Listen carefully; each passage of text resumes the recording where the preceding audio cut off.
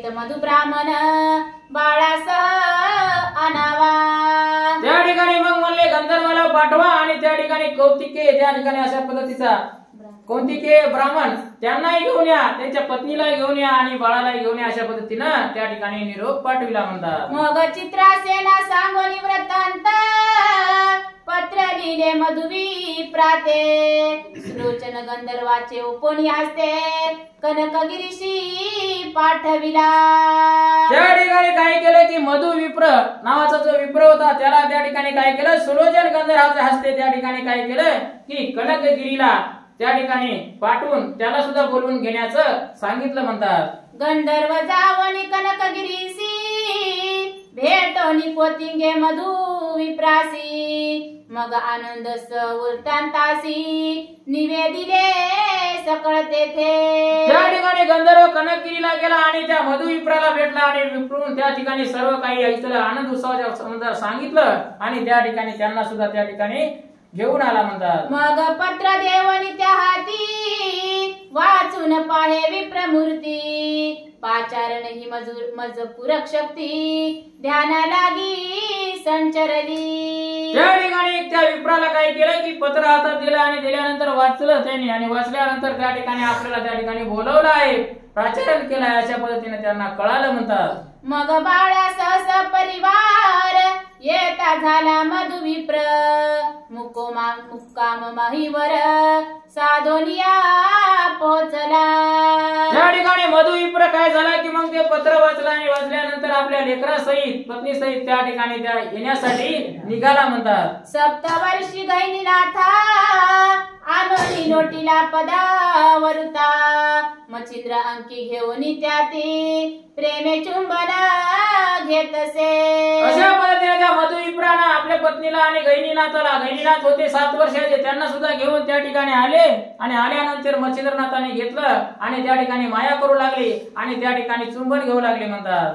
अति स्नेहाने करणी लालन मने अवतारी करभंजन गैबी जन्मला गैनी नाम सकळा लागी दिटावी। अशा पद्धतीने त्या ठिकाणी काय केलं की अशा पद्धतीने कसा मुलगा या ठिकाणी देवाचा अवतार आहे आणि त्या ठिकाणी कसा भाग्याने त्या ठिकाणी जन्माला, अशा पद्धतीने म्हणजे योगाने त्या ठिकाणी निर्माण झाला, चिखलापासून झाला होता, अशा पद्धतीने त्या ठिकाणी सर्व काही माहिती त्या ठिकाणी सांगू लागले म्हणतात आणि स्तुती करू लागले। ऐसी स्नेहाचा परम अवसर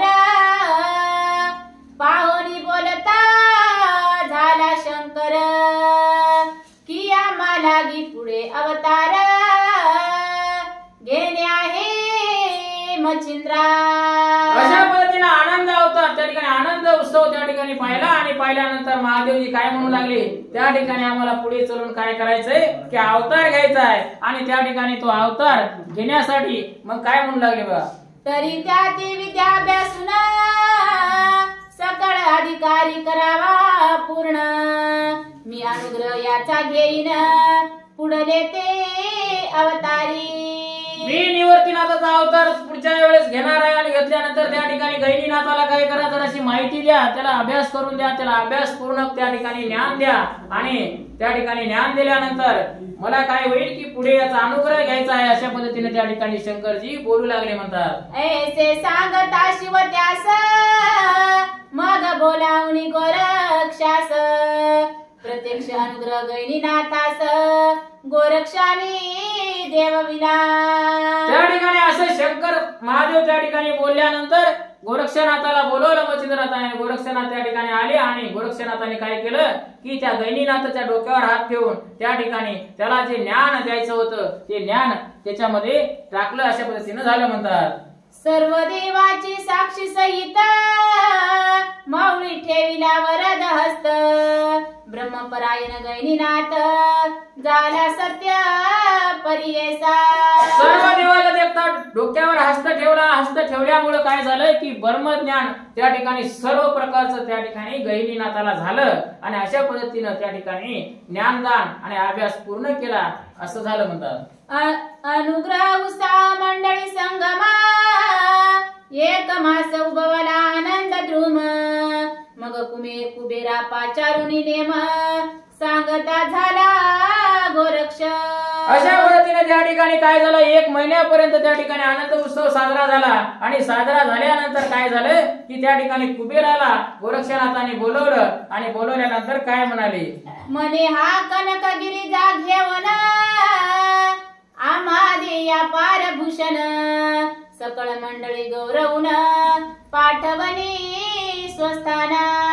अशा पद्धतीने त्या ठिकाणी कनकगिरीला त्या ठिकाणी घेऊन जा आणि अशा पद्धतीने काय कर आम्हाला की या सर्वांना त्या ठिकाणी स्वस्थानाला त्या ठिकाणी पाठवायचं आहे आणि सर्वांना समाधान करायचं आहे. अशा पद्धतीने कुबेराला त्या ठिकाणी आज्ञा दिली म्हणतात. मग तो कुबेर बोले वचन येथेची असो द्यावी धन मी लागेल तैसे इच्छे समान भूषणाती आणि तो.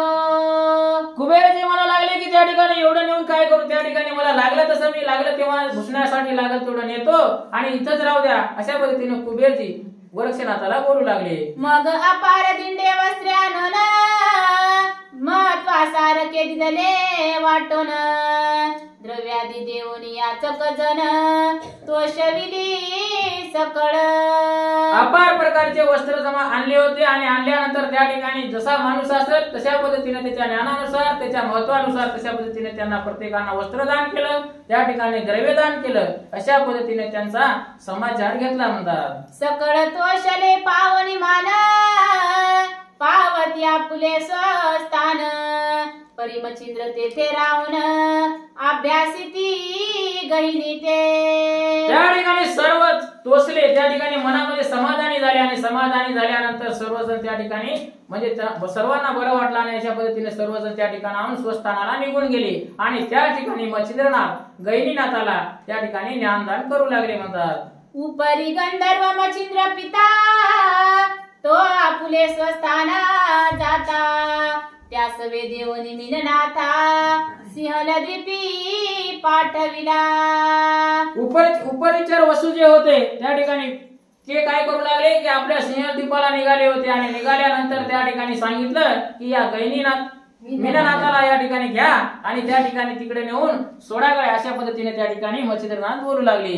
उपरिचर वसुने मीननाथ केला किलो तळेच्या हस्तगत मच्छिंद्राचा सकळ वृत्तांत निवेदिला तियेसी. त्या ठिकाणी परिचर वसूने काय केलं की त्या मीननाथाला घेतलं आणि त्या ठिकाणी सिंहद्वीपामध्ये गेले आणि तिथे गेल्यानंतर किलो तळेला त्या ठिकाणी तिचं लेकरू दिलं आणि दिल्यानंतर त्या ठिकाणी मच्छिंद्रनाथ कसे आहेत याबद्दल सर्व वृत्तांत त्या ठिकाणी कथन केला म्हणतात. किलो तळेने ऐकोनी वृत्तांत नेत्री आणि अश्रुपात म्हणे आता माते मच्छिंद्रनाथ कैसे भेटेल कळेना. त्या ठिकाणी काय झालं की तिला रडू आलं, त्यांची बातमी ऐकल्यानंतर म्हणजे कळाल्यानंतर अशा पद्धतीने रडू आला आणि मला कशा पद्धतीने त्या ठिकाणी पुन्हा भेटतील अशा पद्धतीने किलो तळा रडू लागली म्हणतात. उपरिचरवत बोले व शुभाननी चिंता न करी काही मनी एक वेळा मच्छिंद्र मुनी निज दृष्टी पासिल. परिचर वसू काय म्हणू लागले की त्या ठिकाणी कुठल्याही प्रकारची चिंता करू नको, त्या ठिकाणी काय होईल की एकदा तुझ्या दृष्टीला मच्छिंद्रनाथ नक्की पडतील. अशा पद्धतीने त्या ठिकाणी किलो तळेला बोलू लागले. ऐसे मनोनी उपरिचर केला येरीकडे किलो तळा हृदय कवळून मीननाथ बाळा प्रेमे चुंबन घेतसे. अशा पद्धतीने त्या ठिकाणी परिचर वसू सांगितली माहिती आणि त्या ठिकाणी निघून गेले. निघून गेल्यानंतर त्या ठिकाणी किलो तळेने काय केलं, मीननाथाला घेतलं आणि कवटाळून धरलं आणि त्या ठिकाणी चुंबन घेऊन त्या ठिकाणी त्याची माया करू लागली म्हणतात. मने बाळा माझी खंती होत असे की तुझ प्रती सोडून याला सिनाथ निगुती श्री मच्छिंद्र पितयाते.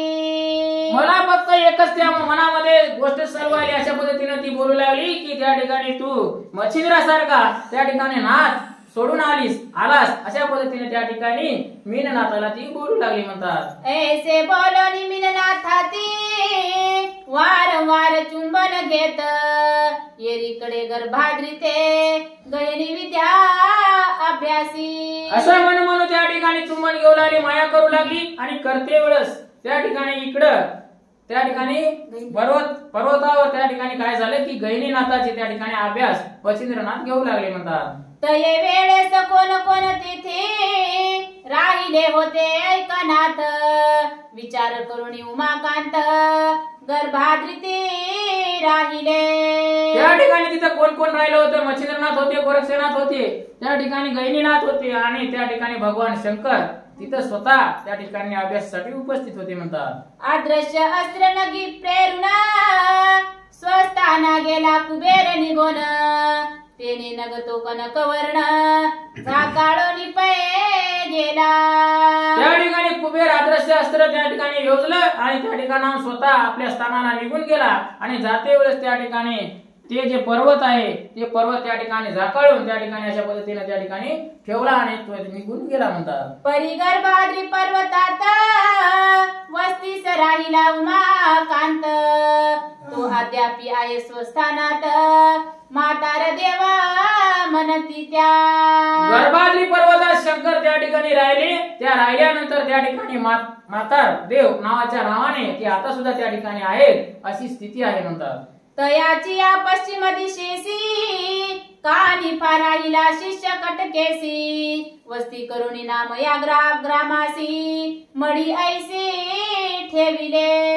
त्याच्याच पश्चिमेला त्या ठिकाणी कानिफनाथ आपलं शिष्य त्या ठिकाणी आश्रम अशा पद्धतीने स्थापन राहिले आणि त्या ठिकाणी त्याला मडी अशा पद्धतीचं नाव ठेवण्यात आलं म्हणतात. तयाचे दक्षिण पर्वती राहता झाला मच्छिंद्र जती त्याहुनी पूर्वेस मही पर्वती जालिंदर राहिला. दक्षिण दिशेला त्या ठिकाणी मच्छिंद्रनाथ राहिले, त्यानंतर पूर्व दिशेला त्या ठिकाणी जालिंदरनाथ राहिले. अशा पद्धतीने त्या ठिकाणी त्यांनी वस्ती केली म्हणतात. आणि त्या पर्वत पहिल्या देशी नागनाथ राहिला वडवा नळेशी आणि रेवन सिद्ध जया महिषी विटे ग्रामी राहिला. पर्वताच्या पायथ्याशी त्या ठिकाणी नागनाथ राहिले आणि त्यानंतर रेवणसिद्ध त्या ठिकाणी जमिनीवर राहिले आणि विठोग्रामी अशा पद्धतीने त्या ठिकाणी पदस्थिर त्या ठिकाणी आजूबाजूला राहू लागले म्हणतात. वामतीर्थ गर्भाद्री पर्वती राहता झाला गोरक्ष जती सेवेसी शिष्य ठेवणी सक्ती विद्या सांगी गहिनी ते. वाम तीर्थ त्या गर्भादी पर्वताच्या त्या ठिकाणी गोरक्षनाथ त्या ठिकाणी राहू लागले आणि त्या ठिकाणी त्यांच्या सोबत असंख्य असे शिष्य होते आणि त्यांना त्या ठिकाणी विद्यादान करू लागले म्हणतात. 1 वर्ष पर्यंत अभ्यासीला गहिनीनाथ सकळ विद्येचे स्वसामर्थ्य तयादी साठविले. 1 वर्षापर्यंत त्या ठिकाणी गहिनीनाथ राहिले आणि राहिल्यानंतर त्यांना सर्व प्रकारची विद्या त्या ठिकाणी गोरक्षनाथ देऊ लागले, सर्वांना ज्ञानदान केलं. अशा पद्धतीने त्या ठिकाणी चाललं होतं म्हणतात. परी कोणती गावी मधु ब्राह्मण गेले होते गैनीस ठेवून ते जालंधरा समीप दिशे कारण वस्ती लागी विराजले. त्या ठिकाणी काय उडाले की मधु ब्राह्मण जे होते, मधु विप्र होते, ते गहिनीनाथाला त्या ठिकाणी गोरक्षनाथापाशी ठेवलं होतं. पण ठेवल्यानंतर त्या ठिकाणी जालिंदरनाथाकडे गेले आणि त्या ठिकाणी दीक्षा घेण्यासाठी तिथं थांबले म्हणतात. विराजले परी गहिनीनाथ अभ्यासी ते झाले पात्र भरित मग गोरक्ष बोळवणी त्याती विप्रापाशी पाठविला. अशा पद्धतीने सर्व प्रकारचा त्या ठिकाणी अभ्यास त्या ठिकाणी त्यांनी स्वतः ग्रहण केला. गहिनीनाथाने परिपूर्ण झाले आणि परिपूर्ण झाल्यानंतर त्या मधु विप्राकडे गहिनीनाथाला गोरक्षनाथांनी पाठवलं म्हणतात. यावरी त्या वस्तीस वसते झाले बहुत दिवस शक्य 10 वर्षास समाधी त्यांनी घेतल्या. त्या ठिकाणी या वस्तीला बरेच किती 10 वर्ष झाले आणि अशा पद्धतीने त्या ठिकाणी सर्वजण राहू लागले. त्या ठिकाणी त्यांनी समाधी घेतल्या. अशा पद्धतीची कथा त्या ठिकाणची वर्तवू लागले म्हणतात. घेतल्या पर्यावरण धर्म कबर व्यक्त झाले आश्रम पुढे औरंगजेब ते पाहून पुसता झाला लोकांसी. त्या ठिकाणी ते काय होते, तरुण होते आणि तरुणपणात त्यांनी काय केले, समाध्या घेतल्या आणि समाध्या घेतल्यानंतर त्या ठिकाणी कबरी त्या ठिकाणी तयार झाल्या आणि झाल्यानंतर त्या ठिकाणी पुढे औरंगजेब त्या ठिकाणी पाहायला त्या ठिकाणी जेव्हा आला तेव्हा त्या ठिकाणी लोकांना पुसू लागला की इथं काय आहे आणि इथं कोण त्या ठिकाणी समाधी घेतलेली असं विचारू लागला म्हणतात. या कोणाच्या सती कबरी ते म्हणती तव पूर्वजांच्या साचारी मठीत कानोबा पर्वती मच्छिंद्र आवडते स्थान याचे ते.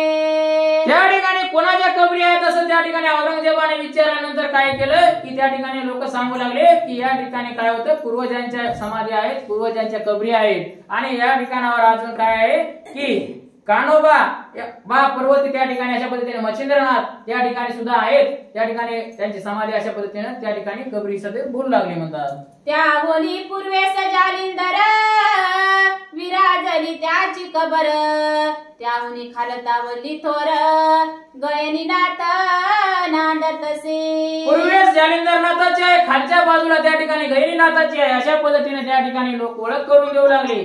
अशा पद्धतीचं चाललं होतं म्हणतात. मग तेने ऐकून ऐसी माता पालटिले त्या नावाते, जानपीर जालिंदराते ठेविले असे राजाने. त्या ठिकाणी मग जालिंदरनाथाची जिथं कबर होती त्या ठिकाणी जानपीर नावाचं नाव त्या ठिकाणी त्या राजाने औरंगजेबाने ठेवलं म्हणतात. गैनी नाथा सगै बिपिर नाम ठेविले तेरी साचार, मैजती बांधोनी पुजारी ठाई ठाई स्थापिले. गैनीनाथाचं नाव त्या ठिकाणी गैबी पीर ठेवलं. अशा पद्धतीने कबरीचे नाव त्या ठिकाणी बदलले आणि त्यांच्या पद्धतीने नाव ठेवले आणि पुजारी जागोजाग स्थापून मस्जिदी स्थापन केले आणि पूजा करण्यासाठी ठेवले म्हणतात. मच्छिंद्र आणि कालिफाचे नामाभिधान बदलोनी साचे, मायाबा कान्होबा बोलोनी साची यवन पुजारी स्थापिले. मायाबा आणि कान्होबा अशा पद्धतीने मच्छिंद्र आणि कानिफनाथाच्या ज्या कबरी होत्या त्यांना नाव त्या ठिकाणी त्यानं ठेवलं म्हणतात. कल्याण कलबुर्गी बाबा चैतन्य राजबाग शरणामी ठेविले त्याने, म्हणाले येणे येऊन कारण ऐसे विपरत त्या या राये. त्या ठिकाणी अशा पद्धतीनं कलबुर्ग अशा पद्धतीने त्या ठिकाणी कबरी कलबुर्गी आणि त्या ठिकाणी अशा पद्धतीने नाव प्रत्येकाचे बदलले आणि प्रत्येकाचे बदलू असे नाव ठेवले. अशा पद्धतीने औरंगजेबाने करणी केली म्हणतात. परी समाधी पाहिल्या कबरी ऐशा, मनोनी त्या ते पडला भास, की हे पिरास तिला यवन पुळीचे मनोनी प्रविष्ट करावी. त्या ठिकाणी तिच्या मनामध्ये अशा पद्धतीने सर्व कबरी पाहिल्या आणि अशा पद्धतीने भास झाला आणि भास झाल्यानंतर हे काय असतील की आपलेच कोणीतरी असतील, कबरी असतील आणि पीर असतील. अशा पद्धतीने त्या ठिकाणी त्याचा मन झालं आणि अशा पद्धतीने त्याने विचार केला म्हणतात. म्हणून ऐसे कृत्य घडले या पर्याय कोणी श्रोता बोले, की कबरयुक्त नाथ केले भले काय मनोनी झाले ती. त्या ठिकाणी अशा पद्धतीने ते बोलू लागले की या ठिकाणी सर्व नाथ त्या ठिकाणी कबरयुक्त झाले, कबरीमध्ये गेले. अशा पद्धतीने सगळं काही झालं. अशा पद्धतीने माहिती त्या ठिकाणी तिथे देऊ लागले म्हणतात. तरी ते अंतर साक्षनाथ यवन राजे होतील माहिती, ते छळतील हिंदू देवाती म्हणून काबरी बांधिल्या. त्या ठिकाणी मध्ये काय झालं की आंतरसाक्षी त्या ठिकाणी नाथांनी काय केलं की आता हिंदू जे राजे आहेत या ठिकाणी सर्व जे आहेत हे सळतील अशा पद्धतीने करतील म्हणून त्या ठिकाणी कबरीला नावं दिले आणि त्या ठिकाणी कबरीला पूर्णपणे काय केले की पद्धती तशा पद्धतीने केल्या. असं त्या औरंगजेबाची करणी झाली अशा पद्धतीने सांगू लागले म्हणतात. परी अस्वाता कथन मध्ये कथा सती दैदिप्यमान, नाथानी योजोनी आपुलाले स्थान ठाई ठाई राहिले.